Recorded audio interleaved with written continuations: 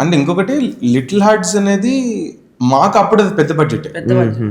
మాకు వాళ్ళు పెట్టిన 2.75 సంథింగ్ ఫిగర్ అది పెద్ద బడ్జెట్.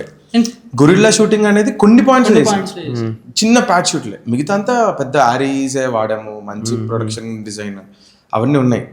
సో యా అంటే మనకి పెద్ద సినిమాలతో కంపేర్ చేస్తే చిన్న బడ్జెట్ సినిమానే, బట్ మాకు అది యాక్చువల్లీ పెద్ద బడ్జెట్ అది ఆ టైంలో.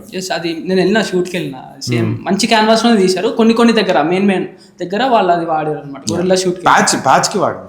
ఏముందిలేండి, చాలా ఫిల్మ్స్ అలానే తీసిన ఉన్నాయి. ఇప్పుడు ఫర్ ఎగ్జాంపుల్ DSLR తో తీసిన సినిమాస్ కూడా ఉన్నాయి. అండ్ ఇప్పుడు మనం తీసిన సోనీ ఆల్ఫాస్ తో తీసిన ఉన్నాయి. లైక్ తుంబాడు కానివ్వండి, తుంబాడు ఫస్ట్ అలానే చేశారు.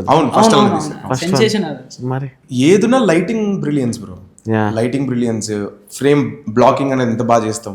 DOP main matter. మనము లో బడ్జెట్స్ లో మనం వెళ్తున్నాము అని అంటే మనకి ప్రొడక్షన్ టైంలో డిఓపి వెరీ మచ్ ఇంపార్టెంట్.